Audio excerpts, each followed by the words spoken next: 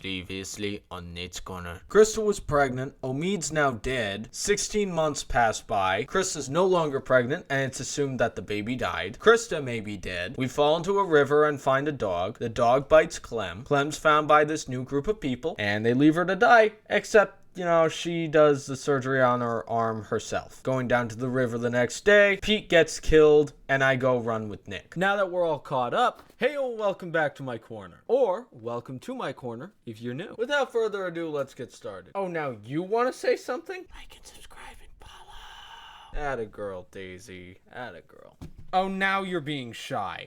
So Clem and Nick ended up running to a shed in the middle of nowhere, where a bunch of walkers are trying to get inside. Nick puts a heavy crate in front of the door so that we don't have to worry about holding it shut anymore. And now we just have to wait it out. I tell Nick why I didn't go help Pete, and that's because he was bit, and therefore Nick gets depressed. And because of this, Nick gets drunk on Luke's and his own homemade whiskey. Many hours later. Nick's depressed and he tells me that he had to kill his mom. And the reason he had to kill his mom, I assume, is because she got bit and he had to put her down, unfortunately. Nick then offers me a drink.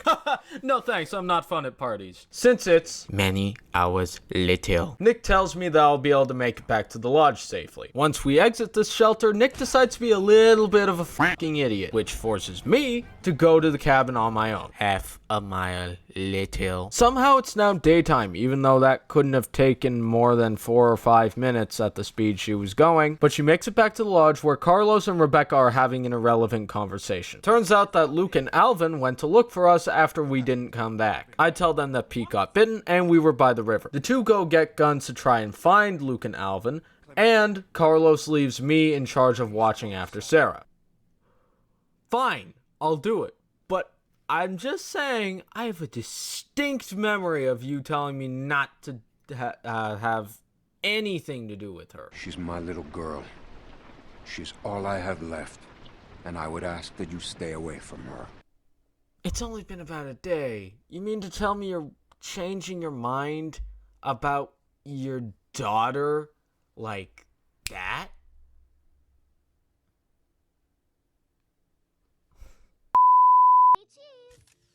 She just stole my soul! She just stole my soul! Picture Sarah took is literally one of the most perfect Xbox 360 profile pics I have ever seen. I'm surprised this hasn't become a real thing. Hey, Luke's back. Just kidding. This guy looks like if a redneck had a baby in the woods. He doesn't weirdly look like me at all. This man tells Clem that his name is George, and Clem tells him that her name is Carly. Well, I mean, she's not alive to refute that. Turns out George is looking for 7 people, which real quick, let's count how many people we've met at this lodge. All right, that's 1, 2, 3, 4, 5, 6, 7. Oh, he's going after these people. After a real quick sweep of the house, he ends up leaving with a picture of Sarah. For whatever reason, I feel like each season of The Walking Dead needs to have their equivalent of Ben. But I don't hate Sarah, because she's a naive little child. Once the group gets back, they find out that George was here. And turns out his name wasn't actually George. A random stranger lied to me? Really? Immediately, Rebecca accuses me of letting the guy in, whose actual name is William Carver, by the way. In fairness, I did try to lock the door, but let's just forget about that. These guys used to be in Carver's settlement, but then they escaped, and Carver's now trying to recapture them. So now we immediately have to leave this cabin, otherwise he'll recapture them, and now that he's seen Clem, he'll capture her. Before we leave this area permanently, we have to go and pick up Nick's drunk ass. We are currently hiking north, and it will take about 4 or 5 days to make it to the mountains. Oh, and apparently we're in Virginia. 5 days later, I spy with my little eye a massive bridge. No! Really? I mean, I never would have guessed. I mean, this is the kind of stuff that only graduates from Ivy League schools would ever have. Now this of all things is the most compelling reason to go into $240,000 of debt. Ooh, we're near the ski resort, meaning we're close to our destination. Now we gotta cross this lake, and the only real way to do that without taking forever to go around the lake is to cross the bridge. Luke and I go on an adventure without the thingamajigger because that's in the shop. Our goal being to make sure the others can safely cross. So after we put down some of the walkers at the entrance to the bridge, we go onto the bridge and put down some more walkers. A wild Matthew has appeared. He seems like a good guy. He offers us food and everything. And then Nick, for whatever reason, because he's an idiot, he shoots Matt because he thinks he's trying to hurt us. After that conundrum, we continue on as if nothing happened. Sort of. Once we make it across the bridge, we find the house that Matt was talking about. And yes, there are indeed peaches. I also pick up this cool survival knife that just so happened to belong to Matthew. Randomly, there's a massive walker mob that's crossing the bridge because somehow we didn't detect that before we crossed the bridge. I don't know. So we flee to the ski resort. Once we make it to the ski resort, I climb up this tower to see if anyone followed us. And there are some lights. Oh no. All of a sudden, there's some standoff in front of the ski lodge. And you'll never guess who's involved. Kenny, my boy! I knew he was alive, I told you so!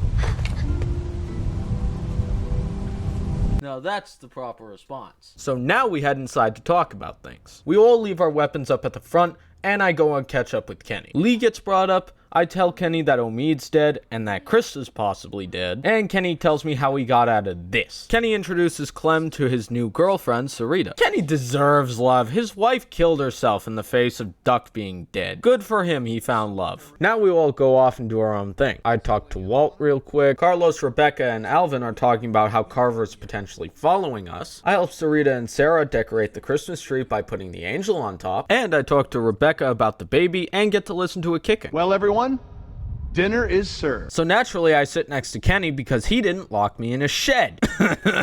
But Clem does tell Kenny that she thinks Luke's a good guy. Oh, here's something I caught. It only lasts for a few frames, but I caught a little snapshot of it. Here's what it looks like. Whoever includes these visual glitches should be nominated as one of the best comedians of all time. Peaches and beans. Great for nutrition. Not too great on the way out, though, I tell you. Funny joke, yes. But a better answer is Taco Bell. Nick decides to be a dick for absolutely no reason. And this is more of a general thing of the entire series. If Kenny has a good idea, it's genuinely a good idea, but the characters around you will make it seem like you're just brown-nosing him. And that's like the one thing in this series that I genuinely do not like. Clem gets to talk to Walt for a little bit, and the plan is that she wants to stay with Kenny. Real quick, Kenny's doing a sweep of the perimeter, so we decide to join him, and we come across... Miss?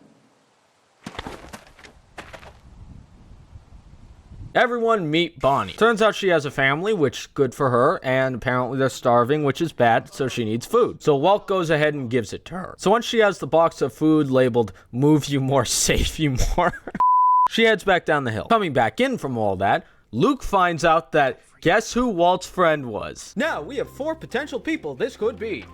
Letter A, or option A, it's someone we have never heard about ever. B, Matthew. C, the Nazi the Canadian government endorsed. Or D, Roman.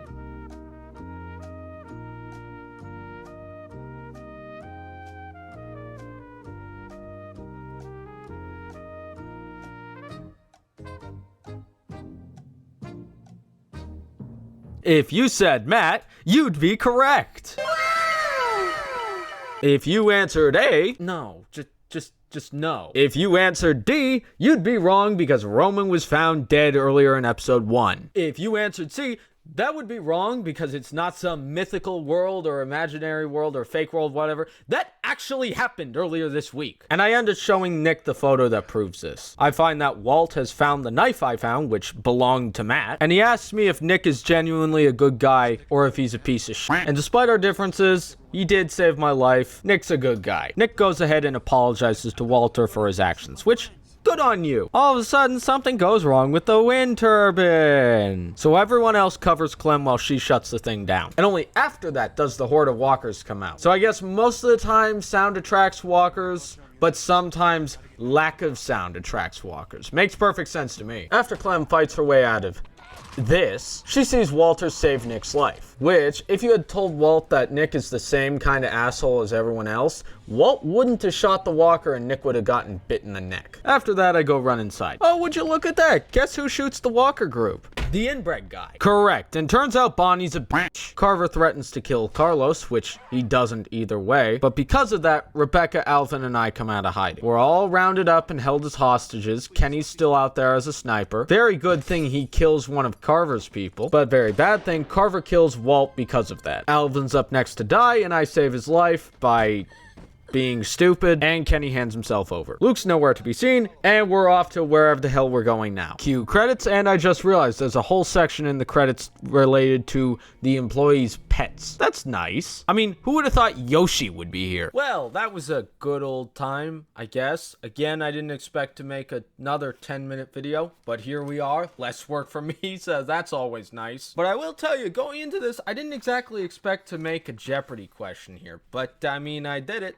Just to be quirky, I guess. I don't know. Now, I wanted to address this now, just really quickly, because I think this is the soonest I'd actually be able to address this rumor. It started when I went to my old high school to see a football game, like a couple weeks ago, and I found out from a friend that still goes there. I don't know if he was shitting me or not, or telling the truth. I don't know. But apparently there's a rumor that I'm gonna be transferring back there. And you know what? Let's keep the rumor alive. I don't want to answer that just yet. Because tee-hee, I didn't know how popular I was actually there. And it's fun to watch. But other than that, thank you so much for watching. I hope you liked that video. If you did, and you're watching on Rumble, follow the channel, like this video, and share it around. Come on, you can do it. Share the love. And if you're watching on YouTube, like, subscribe, hit the bell so you don't miss any of my future videos. I do recommend you watch on Rumble though, because this video came out 12 hours ago if you're watching on Rumble. Or, you know what I mean. Anyway, thank you so much for watching, and have a good day. See ya.